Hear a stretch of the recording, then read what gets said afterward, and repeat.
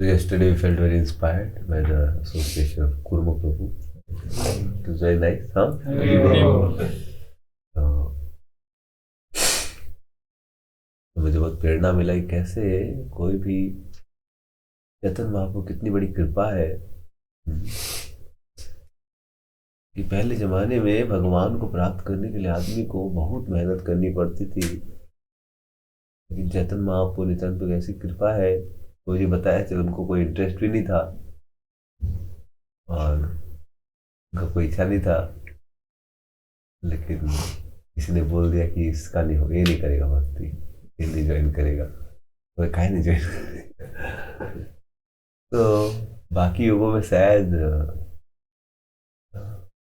ऐसे लोग भक्त ना बन पाए, समझ रहे। बाकी युगों में आदमी तो जब फ्रस्ट्रेट हो जाएगा मेटल लाइफ से, सब कुछ छोड़ छाड़ के ही वो भक्ति चालू कर सकता है, उसी को गुरु ज्ञान देगा। तो उपाय जी की ऐसी कृपा है कि सबको बांटा जा रहा है कृष्ण प्रेम चैतन्य महाप्रभु की कृपा से। तो चैतन्य महाप्रभु अपराध नहीं ले रहे, एक बहुत ही बड़ा हमारा भाग्य है चैतन्य महाप्रभु की कृपा से, नित्यानंद की कृपा से। वो जो दुर्लभ, ब्रह्मा के लिए दुर्लभ कृष्ण प्रेम वो सबको बांट रहे हैं। ये उनकी करुणा है महाप्रभु की कि हम लोग को हरिनाम करने का मौका मिल रहा है। हरिनाम को हम लोग देख रहे हैं कि हमारे भौतिक इच्छा है, फिर भी वो सह रहे हैं, नहीं नहीं कोई बात नहीं है ना। उनकी इच्छा है कि हम लोग तड़प रहे हैं दुनिया में बिना कृष्ण के, उनकी इच्छा से उन्होंने ये नाम बांट रहे हैं। चैतन्य महाप्रभु अपनी लीलाओं से बहुत सुंदर तरीके से प्रदर्शित कर रहे हैं कि उनका अवतार हरिनाम संकीर्तन के लिए हुआ, इसलिए उन्होंने छल करके उनका जन्म होने वाला था ग्रहण करवा दिया।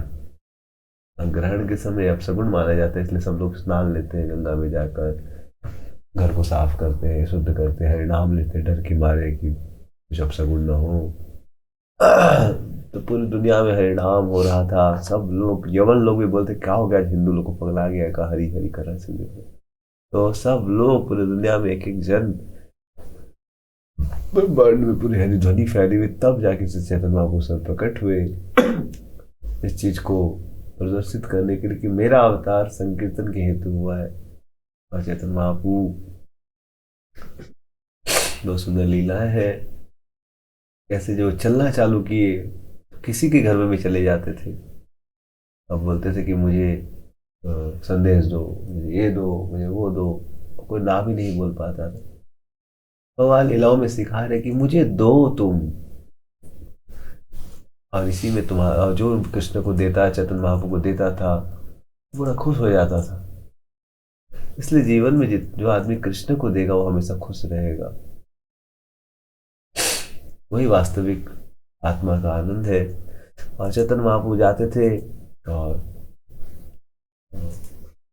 भक्त लोग घर में कीर्तन किया करते थे, क्योंकि महाप्रभु जब जन्म लिए कोई भी रोने लगते थे वो, तो जब भी कोई कीर्तन करे तभी वो चुप होते थे। तो सब लोग उनकी प्रसन्नता के लिए हमेशा कीर्तन करते रहते। एक बार कीर्तन करते करते महाप्रभु कहाँ भागते थे किसी को पता नहीं चलता था। वो जाके बाजार में दुकान से बोले संदेश दो, ये वो सब दे दिए खुशी खुशी, और संदेश को लेके आए जहाँ पर सब भक्त लोग कीर्तन करे थे, सबको क्या क्या उन्होंने क्या खिलाया, संदेश खिलाया।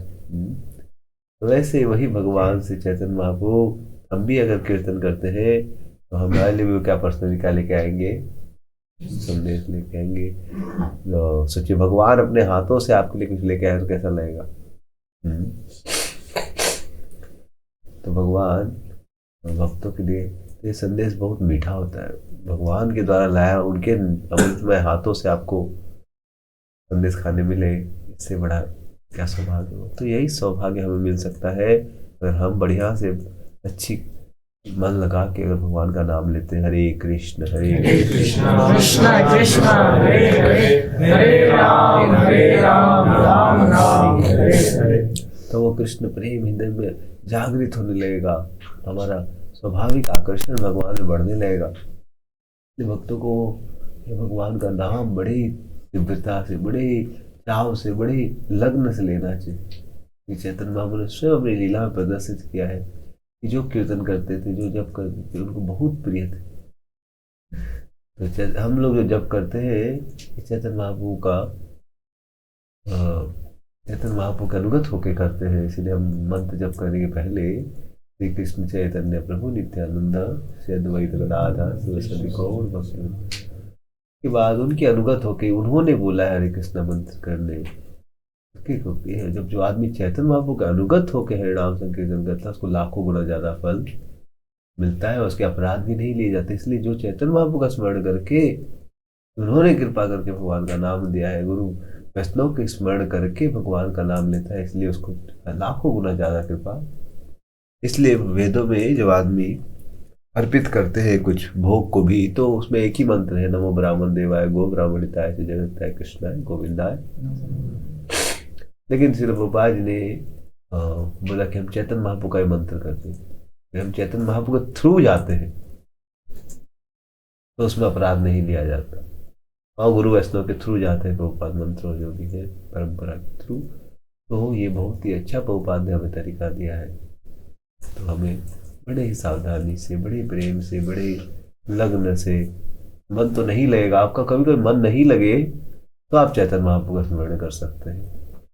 तो बोला गया जब आप चैतन्य महाप्रभु नित्यानंद का स्मरण करेंगे तो मन वापिस एकाग्र होने लगेगा। इसलिए चैतन्य महाप्रभु नित्यानंद की कृपा बड़ी अद्भुत है। चैतन्य हृदया कथा कोरिया विचार विचार कोरिए चित्तो पाइबे चमत्कार। इसलिए कोई आदमी चैतन्य महाप्रभु की दया कथा का विचार करेगा तो चमत्कार ही पाएगा। श्री हरि नाम प्रभु की जय।